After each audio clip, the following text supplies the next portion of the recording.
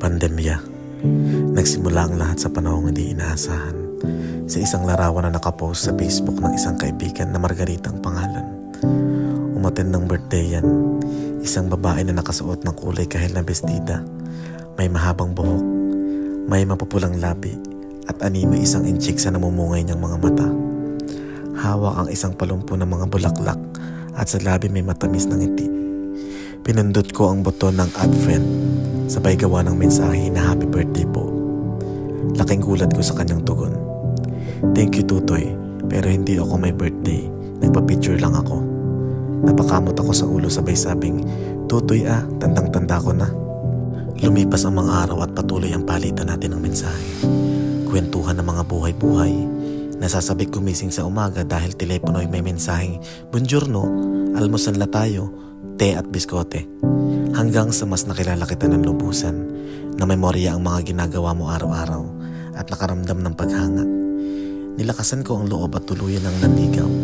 Walang opisyal na petsa na ako'y iyong sinagot, pero sa mensahe kong I love you, ikay tumugon ng I love you too. Doon ko napagtanto na ayos na, mahal na rin niya ako. Bago mo pa masabi ako'y nagsaliksik na. Kahit hindi mo sabihin, alam kong isa ka ng ina.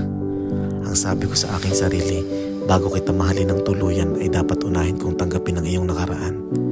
Sinubukan ko at ako'y nagtagumpay. Nung unay may mga takot sa aking isipan, hindi lang sa layo ng edad na meron tayo, kundi sa layo ng lugar kung saan tayo nakatira. Sa mga anak mo na baka hindi ako kayang tanggapin, sa pamilya mo sa Pilipinas na baka ako'y gisahin. Napatanong ako sa aking sarili, at iba'y kaya kong suungin.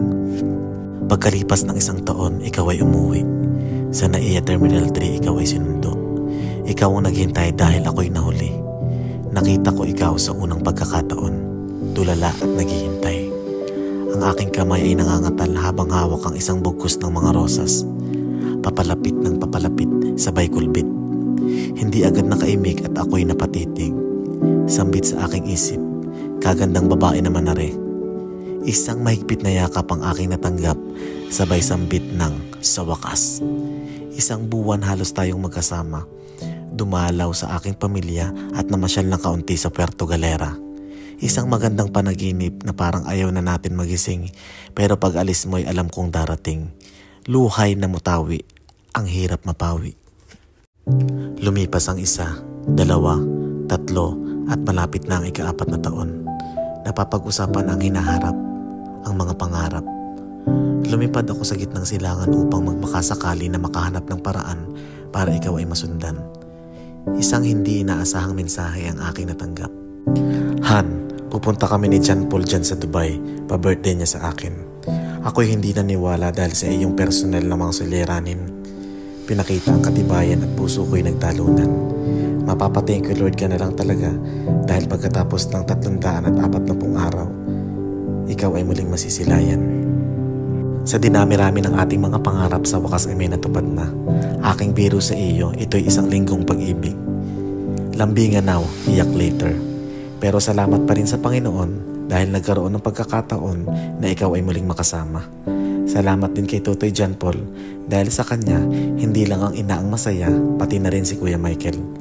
Wala akong masabi sa ugali na meron siya. Bihirang-bihira sa isang anak na suportahan ang kanyang ina na magmahal muli. Parang sa pelikula ko lang nakikita. Tiwala ng inay aking iingatan pagkat sigaw niya sa akin makakabulahaw. Ang puso ko'y lumulundag sa saya dahil ikaw ay nakasama. Di alintana ang sasabihin ng iba dahil alam kong walang batas ang nagsasabing bawal magmahal ng hindi mo kaedad. Maraming noong napakunot sa singsing na sa'yo'y nakasuot. Lagi kong sambit kapag inisip mo ang sasabihin ng iba, baka hindi mo na maranasan maging masaya. Gumawa ka ng mabuti, may sasabihin sila. Gumawa ka ng masama, may masasabi at masasabi pa rin. Wala akong dapat ikahiya sapagkat ikaw ay aking pinili. Walang ibang gusto kundi palaging ikay nakangiti.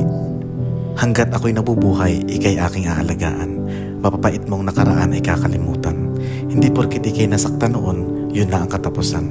Hanggat may buhay, hindi dapat tayo mawala ng pag-asa. Dumating na si Kevin, minsan ay si Michael. Palaging sambit, ikay sasamahan hanggang sa dulo ng walang hanggan. Huwag mag-alala kung uso ang hiwalayan. Hindi tayo si Bea o si Dominic, lalong hindi tayo ang Katniel. tayo ay si Baby at si Kevin na mananatiling matibay at matatag. Pangako ko'y magsisikap nang wala ng hatid sundong magaganap. Panahon ay lilipas at tayo'y kukumpas. Sa tamang panahon, hiling na magkasama'y ibibigay ng pagkakataon. Hindi masamang magmahal ng single mom. Ang masama ay magmahal ng hindi totoo at puro panloloko. Maligayang araw ng mga puso. Mahal kita at sobrang proud ako sa iyo, aking Baby Linda.